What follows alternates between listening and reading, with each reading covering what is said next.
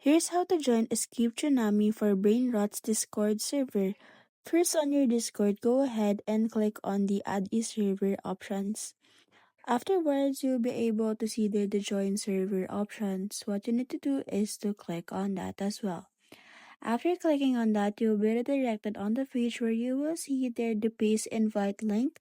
So go ahead and paste the invite link that you have from the Escape Tsunami for Brainrots, and then afterwards, after pasting the link, click on the join server that you can see below the link that you paste under the invite link.